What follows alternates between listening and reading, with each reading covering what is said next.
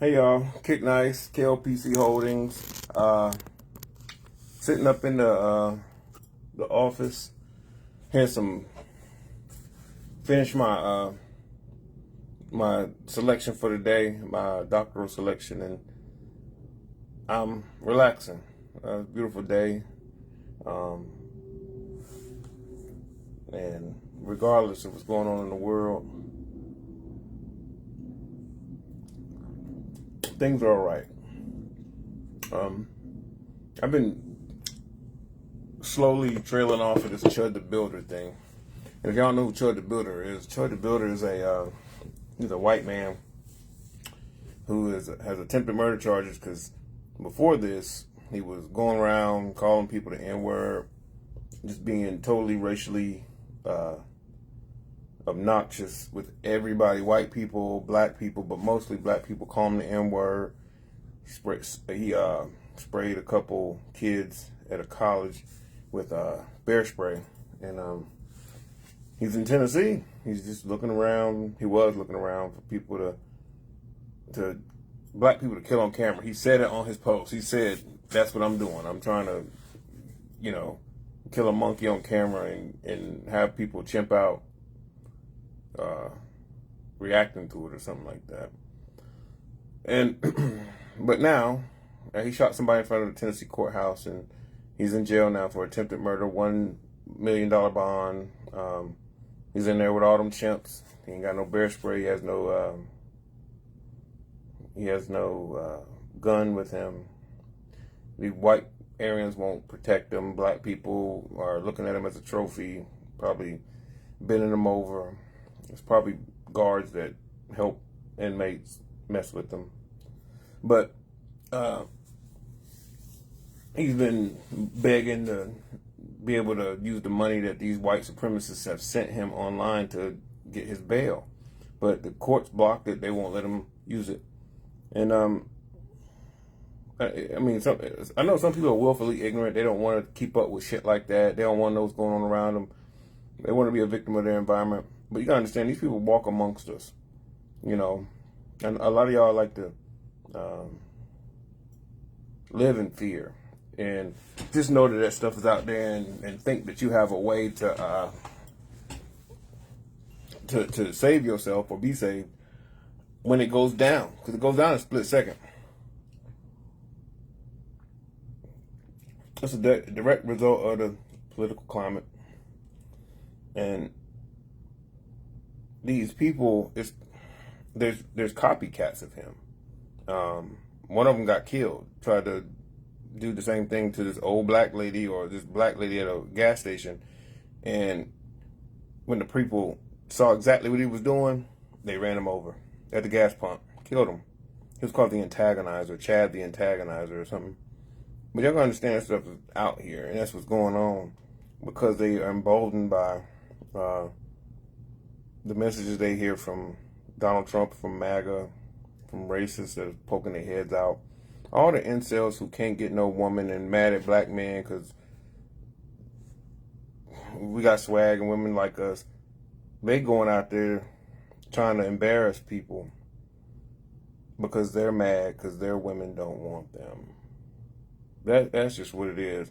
It's not really racism. It's more jealousy. You gotta understand, if you know what's going on with Southern racists, Southern white people, they're willing to take an ass whooping to lock you up, to put you back in slavery, to go viral, whatever. I mean, I've had, like I've said before in my lives, I've had white dudes come up to me and try to, you could tell they're baiting me to be on camera. And I let them know, like, it's not going the way you're going to think it. It's not going to go that you're going to embarrass me. It's going to go that the next move you make, I'm going to fucking take your jaw off. Like, and then, I'm good enough at explaining myself and being a veteran and knowing, when to strike. I'm not going to jail. I've had it happen on a beach, especially if it's around my daughter. Because a lot of these people, they like to mess with black men, black women and black children, but they'll mess with them. They're trying to kill you. as a black man. Um, and you know, it wouldn't be something worth talking about unless it wasn't in the streets.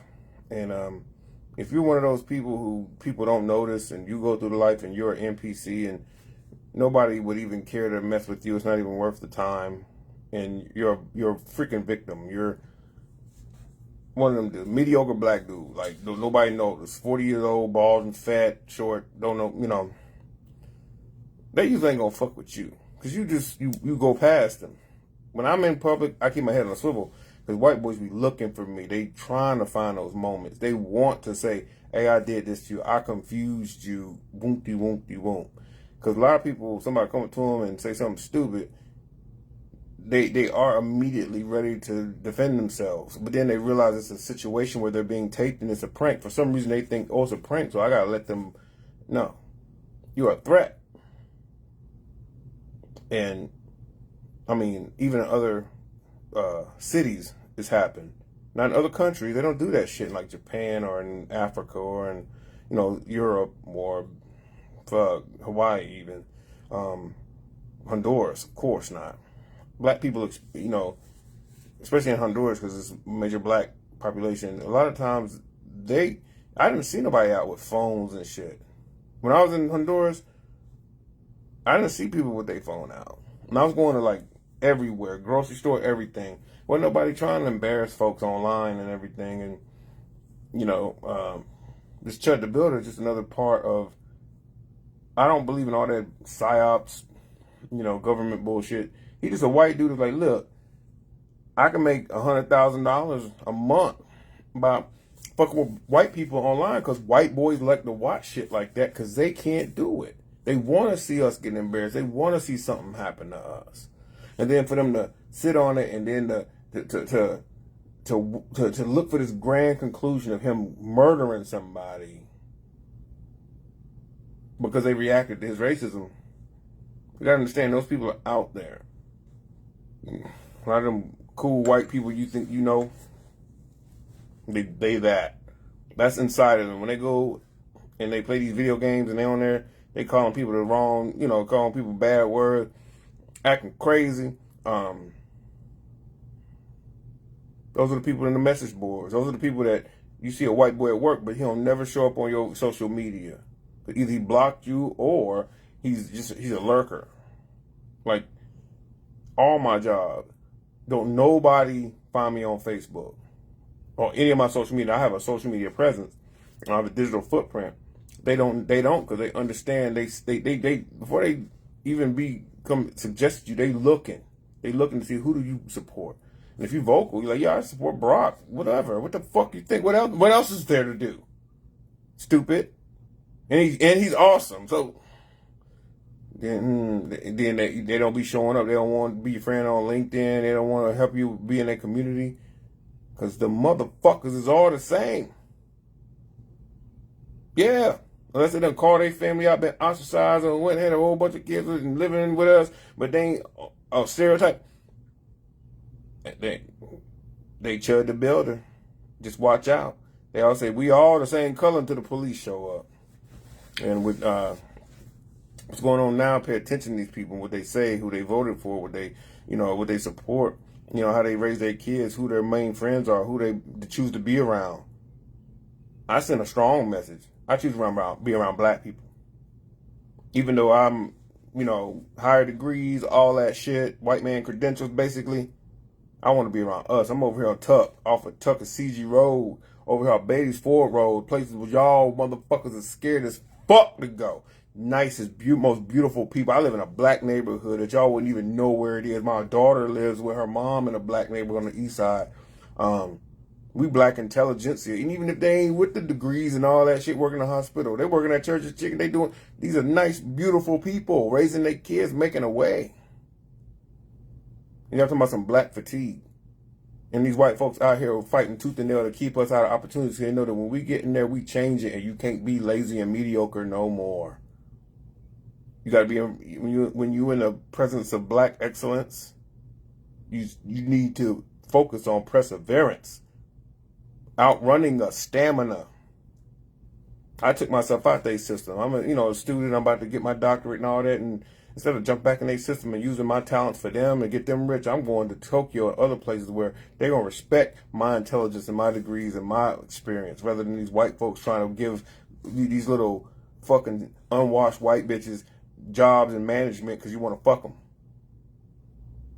That's what they did. I overlooked for all that shit. I renovated their systems. That went in during COVID.